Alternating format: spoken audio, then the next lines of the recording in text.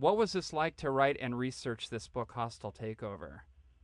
Well, the book is about corruption and how the worst forms of corruption are really the kinds of corruption that we don't really see very much of in the press, but is happening on a daily basis, and it's very legal. And so researching it was certainly an eye-opening experience, and was in many ways a depressing experience, although it was an experience that I had firsthand in working on Capitol Hill for 5 years. It was stuff that I knew a bit about, or certainly a little more than a bit, and then went and found the exact details on. So I was outraged, just like I think anyone is when they read this book. But I was also optimistic that I think that we really can change what's going on in this country, and that we are changing what's going on in this country, and that those who don't want any change are the ones who are letting us know, or are projecting this message that we can't change anything, and I think we really can.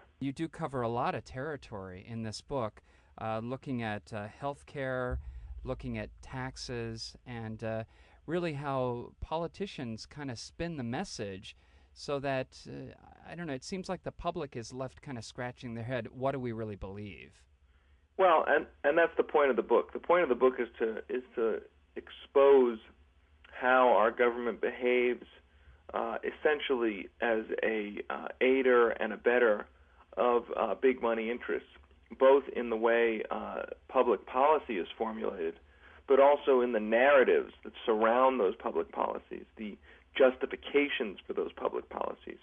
You know, more and more of our lawmakers are regurgitating corporate press releases when they justify legislation that's designed to exclusively serve big money interests.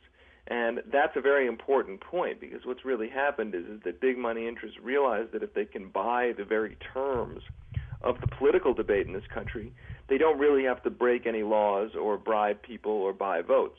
If you guarantee that the political debate over a given public policy only moves between one or another policies that aids and abets big money interest, then you don't, at the end of the day, have to bribe people, you don't have to buy votes, because you've guaranteed the outcomes.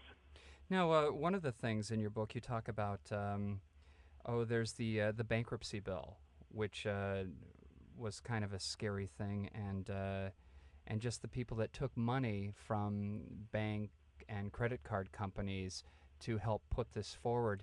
Now, tell me about how these big corporations, how they can influence politicians, and then how is the outcome bad? Why is this bankruptcy bill bad for the public at large? Well, this bankruptcy bill was a bill that was sold to the American public as needing to pass to crack down on supposedly irresponsible people who are abusing the old bankruptcy protections. It was the regurgitation of the Reagan welfare queen paradigm. You had politicians of both parties going out and saying that irresponsible people were abusing the current bankruptcy laws, and that's why we have to eliminate ordinary people's bankruptcy protections. Now, remember, this same bill, of course, included provisions to increase and expand the bankruptcy protections for the very wealthy. One example, the same bankruptcy bill that gutted ordinary consumers' bankruptcy protection was a bill that included a provision to expand bankruptcy protections for people who have more than $2 million of business debts. So if you go tens of thousands of dollars into debt because of health care bills or a death in your family, you no longer have Chapter 11 or Chapter 12 bankruptcy protections. If you rip off tens of millions of dollars from your shareholders, from your retirees, from your employees, you get more expanded bankruptcy protections. That's right there in the bill. And of course, what we know is that most people in this country who go bankrupt are not irresponsible, deliberate abusers of bankruptcy laws. Harvard University has analyzed government data and shown that somewhere between 80 and 90% of all bankruptcies in America are due to medical debt. That is, skyrocketing premiums to pay for medical coverage in this country. So that's not exactly the irresponsible deadbeats that we're led to believe were needed to pass this bill.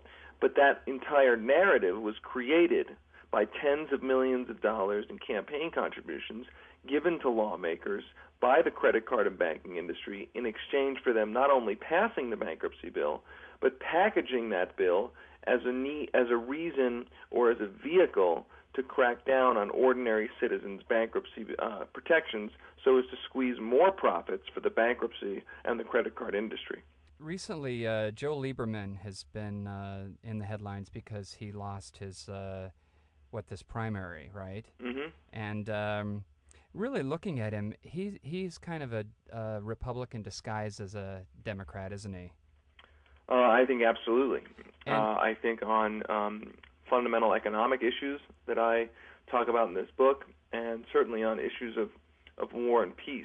For instance, the Iraq War, Lieberman has been one of the most effective apologists for big money interests and for the Bush administration as anybody.